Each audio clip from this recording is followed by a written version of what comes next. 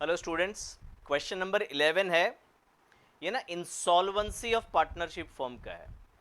पहली बार आप इंसॉल्वेंसी का सम कर रहे हो तो ध्यान से सुनिएगा। इंसॉल्वेंसी ऑफ फर्म का मतलब होता है कि तीनों पार्टनर इंसॉल्वेंट है। हमें कैसे पता चलेगा? तो क्वेश्चन में लिखा होगा। इसके पहले जो 10th सम हमने किया था उसमें जो देवेंद्र पार्टनर था वो इंसॉल्वेंट नहीं था। वो बोलते हैं मैं सबका पैसा देगा, डोंट वरी। इसमें ऐसा नहीं है। इसमें रूपाली दीपाली दोनों इंसॉल्वेंट है। कैसे पता चला? वापस बोलता हूं। तो यहां पे लिखा है assuming that all the partners are insolvent. तो जब क्वेश्चन में ऐसे लिखा है तो क्वेश्चन को सॉल्व करने का तरीका पूरा अलग हो जाता है। इसके पहले एक कॉन्सेप्ट वाला वीडियो आपको हमने शेयर किया है जिसमें पूरे स्टेप्स वाइज बताया है कि जब फर्म इंसॉल्वेंट हो जाता है तो कैसे करते हैं। तो ये एक और इलस्ट्रेशन का सम है जिसमें एकदम क्लियर हो जाएगा आपको कि इंसॉल्वेंसी वाला सम हम कैसे सॉल्व करते हैं।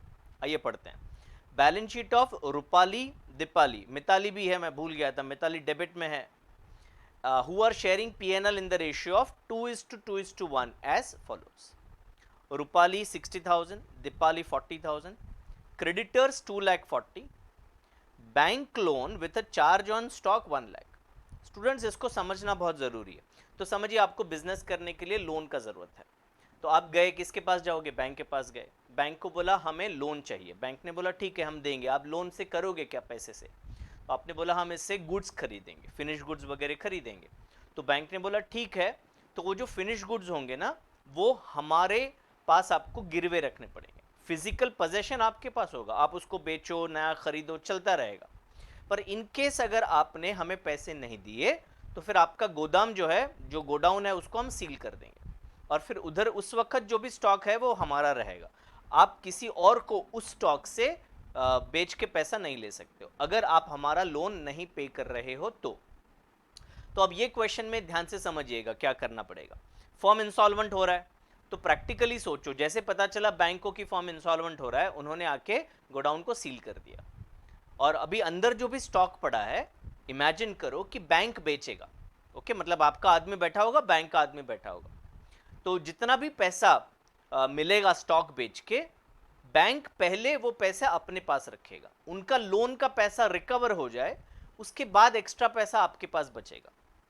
इन शॉर्ट, स्टॉक बेच के जो पैसा मिलेगा उससे हमें लोन पूरा का पूरा पे करना पड़ेगा। उसके बाद अगर पैसे बचेंगे तो क्रेडिटर्स को मिलेंगे। ये ध्यान रखना पड़ेगा, नहीं तो सम में गड़बड़ हो जाएगा। ओके, और ये सम में ऐसा मैं इसलिए बोल रहा हूं क्योंकि यहां पे लिखा हुआ है bank loan with a charge on stock. ठीक है, चलिए। तो हमारे पास फिक्स्ड एसेट्स है, गुडविल है, स्टॉक है। स्टॉक 1,20,000 का है, बैंक है 2,000 और मिताली से हमें पैसे लेने हैं 40,000। On the above date the firm was dissolved, ये डेली गलत है। And the assets realise as under, fixed asset बेच के 180 मिला, स्टॉक रियलाइज्ड 1,04,000। अच्छी बात है। मैं क्यों बोल रहा हूं अच्छी बात है? लोन पूरा का पूरा हम पे कर पाएंगे और उसके बाद भी 4,000 रुपये हमारे पास बच जाएगा। Realisation expenses amounted to 6,000। assume that all partners are insolvent, prepare realization account, capital account, bank account, creditors account, bank loan account और deficiency account। तो सबसे पहले एक और बार रिवाइज करते हैं। अगर फर्म इंसॉल्वेंट होता है तो क्रेडिटर्स और बैंक लोन को हम रियलाइजेशन अकाउंट में ट्रांसफर नहीं करेंगे। लॉजिकली अगर सोचें तो ऐसा इसलिए करते हैं क्योंकि हमारे पास शायद पूरे पैसे ही ना हो उनको पे करने के लिए, तभी तो बोला जाता है ना फॉर्म इंसॉल्वेंट है। अगर हम क्रेडिटर्स को पे कर दें तो फॉर्म इंसॉल्वेंट कैसे हुआ? तो इसका मतलब क्रेडिटर्स और बैंक लोन को हम पूरा का पूरा पैसा नहीं दे पाएंगे, तो इसलिए हम रियलाइजेशन में उसको ट्रांसफर नहीं करेंगे, उसको हम एक अलग अकाउंट बना के उधर बाय बैलेंस लिखेंगे। ठीक है, ये सबसे इंपॉर्टेंट पॉइंट है जब फर्म इंसॉल्वेंट होता है। तो चलिए स्टेप्स करते हैं। पहला स्टेप वही है, with a change of creditors and bank loan. तो पहले तो हम फ्रेम से हट जाते हैं ताकि पूरा सोल्यूशन आपको दिखा सकें। पहले स्टेप में एम्प्टी बैलेंस शीट करेंगे। तो पहले मैंने कैपिटल को क्रेडिट साइड पे लिख दिया, रूपाली और दीपाली का कैपिटल अकाउंट ओपन किया हुआ है, ये रहा रूपाली और दीपाली। मिताली का डेबिट साइड पे है, यहां पे लिख दिया 40,000। उसके बाद क्रेडिटर्स और बैंक लोन जो है, क्रेडिटर्स एंड बैंक लोन, उसका लेजर अकाउंट मुझे ओपन करना है। तो क्रेडिटर्स का अकाउंट ओपन किया, 2,40,000 बाय बैलेंस। बैंक लोन का अकाउंट ओपन किया, 1 लाख बाय बैलेंस। फिर एसेट साइड पे जो भी चीज़ें हैं उसको ट्रांसफ़र किया। फिक्स्ड एसेट है, गुडविल है, स्टॉक है और बैंक है। तो रियलाइजेशन के डेबिट में फिक्स्ड एसेट्स है, गुडविल है और स्टॉक है। बैंक का बैलेंस बैंक अकाउंट में लिख दिया। मिताली का बैलेंस हम ऑलरेडी मिताली के डेबिट में लिख चुके हैं। तो पहला स्टेप हमारा कंप्लीट हो गया। अब सेकेंड स्टेप है सेल ऑफ एसेट। तो बैंक में पैसे आएंगे 180 और 1,04,000। तो इधर लिख दिया बाय बैंक 1,80,000 और 1,04,000, टोटल हो गया 2,84,000। अभी रियलाइजेशन एक्सपेंसेस पे कर देते हैं पहले। तो रियलाइजेशन टू बैंक 6,000 रुपया, इधर आ गया रियलाइजेशन टू बैंक, ये बैंक में क्रेडिट साइड पे, और ये 2,84,000 का डेबिट इफेक्ट हम भूल गए थे, बैंक टू रियलाइजेशन। अब हमें सबसे पहले लायबिलिटीज में बैंक लोन को तो पे करना ही है। तो बैंक लोन में हमारे पास जो स्टॉक का पैसा है वो कितना आया, 1,04,000 आया है। तो 1,04,000 में से हम 1,00,000 रुपया उनको दे रहे हैं। तो इधर बैंक लोन का पूरा 1,00,000 हमने उसको दे दिया, बैंक लोन टू बैंक, और इधर आ गया बाय बैंक लोन। इधर देखो नोट में मैंने क्या लिखा है, bank loan is secured against stock, hence money received from sale of stock will be entirely used for payment of bank loan। तो बैंक लोन पूरा हो गया, उनका लोन का पैसा पूरा हमने पे कर दिया।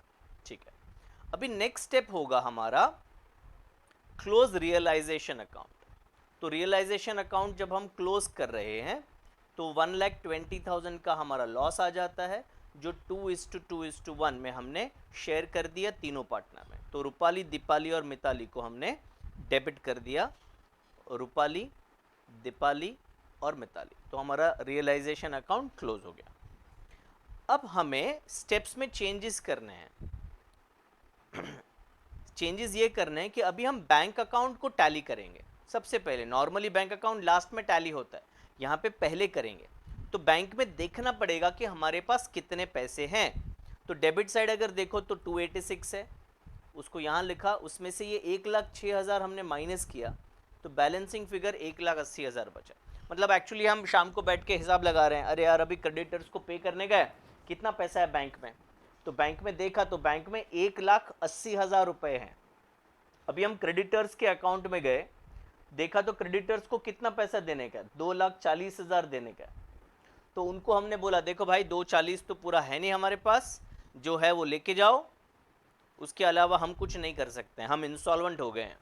तो 1,80,000 हमने क्रेडिटर्स को दे दिए, बाकी का 60,000 क्रेडिटर्स का नुकसान है, तो उसको डेफिशिएंसी अकाउंट में ट्रांसफर किया जाता है। क्रेडिटर्स टू डेफिशिएंसी 60,000, ये 60,000 जो है वो बैलेंसिंग फिगर है। तो डेफिशिएंसी अकाउंट ओपन किया 60,000। ओके, अब जाके हम कैपिटल अकाउंट को क्लोज करेंगे, और कैपिटल अकाउंट का जो भी बैलेंसिंग फिगर है वो डेफिशिएंसी अकाउंट में ट्रांसफर करेंगे।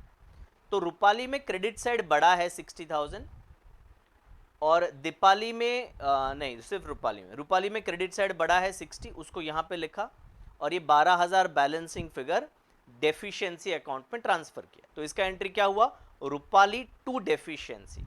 तो डेफिशिएंसी में क्रेडिट साइड पे आ गया बाय रूपाली 12,000। अभी दीपाली और मिताली को क्लोज करें अगर, तो टोटल 48 डेबिट में बड़ा है, इसका 64 टोटल बड़ा है। तो ये 48 और 64 यहाँ पे लिखा, ये 8,000 और 64,000 ये बैलेंसिंग फिगर है। इसका एंट्री क्या होता है स्टूडेंट्स, डेफिशिएंसी डेबिट हो रहा है and Deepali and Mitali credit हो रहे हैं। तो डेफिशिएंसी अकाउंट में दीपाली और मिताली को आप अगर पोस्ट करोगे तो आपका जो डेफिशिएंसी अकाउंट है वो टैली हो जाएगा। तो नॉर्मल क्वेश्चन में बैंक अकाउंट टैली होता है, इंसॉल्वेंट अगर होगा फर्म तो उस क्वेश्चन में डेफिशिएंसी अकाउंट टैली होगा। Okay, I will repeat this, normal question में बैंक टैली होता है, इधर बैंक हम पहले ही क्लोज कर चुके हैं, बैंक में जितना पैसा था उतना क्रेडिटर्स को हम दे चुके हैं, तो एंड में डेफिशिएंसी अकाउंट टैली होगा, बैंक अकाउंट टैली नहीं होगा। वेरी इंपॉर्टेंट क्वेश्चन, 2 या 3 बार ये सम्स पूछे गए हैं। बोर्ड क्वेश्चन में पूछे हुए इंसॉल्वेंसी के सम्स का भी वीडियो हमने बना के आपको शेयर किया है, तो वो भी आप जरूर देखिएगा। Okay, thank you so much.